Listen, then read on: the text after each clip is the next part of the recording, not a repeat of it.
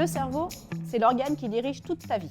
Tes pensées, tes relations sociales, tes gestes, tes performances sportives, tes émotions, tout. Je suis prête à parier que tu sais pas trop comment il fonctionne ni à quoi il ressemble. Pourtant, si tu apprenais un peu à le connaître, à savoir comment il fonctionnait, ça pourrait t'aider à mieux te connaître toi-même, à mieux maîtriser tes émotions, à mieux te maîtriser toi-même et maîtriser tes apprentissages. Alors je te propose de faire un petit focus très simple et rapide, promis, pas de panique, sur ce cerveau et comment un petit peu il fonctionne.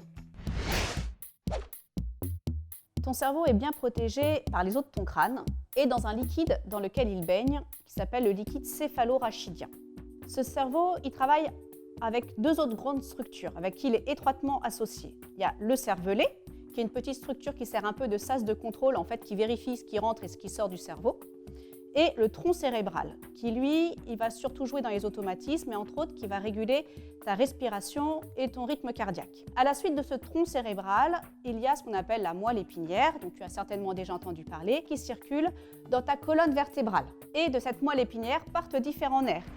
Les nerfs, en fait, ils font le lien du coup entre ton cerveau, le tronc cérébral, la moelle épinière et le reste de tes organes. Ton cerveau, il fait à peu près 2% du poids du corps, ce qui veut dire pour un adulte, c'est autour de 1,5 kg environ. Et pourtant, il consomme entre 20 et 30% de toute ton énergie. Ce qui explique que tu puisses avoir faim, par exemple, après un contrôle très compliqué, ou que tu puisses avoir du mal à te concentrer si tu as le ventre vide. Si on zoome sur ton cerveau, on observe qu'il est composé de deux parties, deux hémisphères, un à droite et un à gauche. Et on voit que la surface est toute plissée, ce qui le fait ressembler un petit peu à une noix. Sur chaque hémisphère, on peut délimiter schématiquement différentes zones qui ont des fonctions différentes. C'est ce qu'on appelle des lobes. Par exemple, à l'arrière de ton cerveau, tu as le lobe occipital qui te sert à traiter la vision. Sur les côtés, les lobes temporaux qui te servent à traiter l'audition et le langage, par exemple. Sur le dessus, tu as les lobes pariétaux qui te servent à diriger, à commander tes muscles. Et à l'avant, le lobe frontal qui te permet de raisonner, de planifier, de te contrôler. Toutes ces zones ont des fonctions variées, mais en fait, elles sont très connectées et elles travaillent toutes ensemble. Ça, ce travail, il est fait grâce aux neurones qui les composent. Chaque humain possède entre 80 et 100 milliards de neurones. Ce sont des cellules qui ont une forme d'étoile ou d'arbre, avec un long tronc et plein de petits prolongements. Dans le cerveau, les informations en fait circulent sous forme de courant électrique dans ces neurones. Un courant électrique qui va jusqu'à 300 km/h. Ce sont ces courants électriques qui sont porteurs des informations dans ton cerveau, un petit peu comme des câbles électriques. Un neurone seul ne sert à rien. Il a besoin de travailler avec les autres neurones et ensemble, ils forment ce qu'on appelle un réseau de neurones. Les réseaux créés par les connexions entre les neurones permettent de relier différentes parties de ton cerveau qui ont des rôles différents mais complémentaires.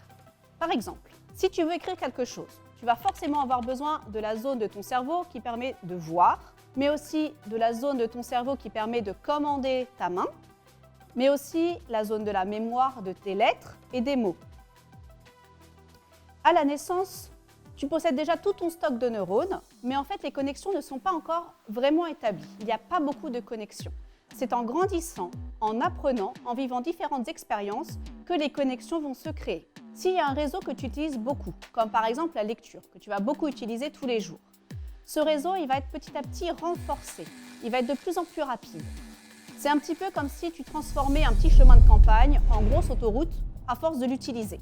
En revanche, s'il y a un réseau que tu utilises peu, comme par exemple le réseau pour apprendre à jouer des maracas en maternelle, le truc que tu n'utiliseras plus jamais de ta vie, eh bien, ce réseau va être supprimé petit à petit pour pouvoir réutiliser les neurones pour d'autres réseaux plus utiles.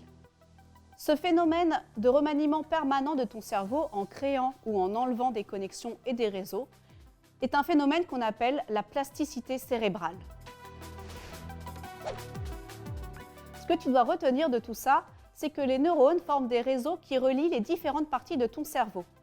C'est comme une trace de tout ce que tu as appris, ce que tu as vécu, ce que tu as expérimenté durant ta vie. Tu ne nais pas incompétent ou compétent, idiot ou génie, même si les gens te disent le contraire. C'est à toi de profiter de la plasticité de ton cerveau, de le modeler pour en faire un outil de raisonnement, de créativité et aux multiples compétences.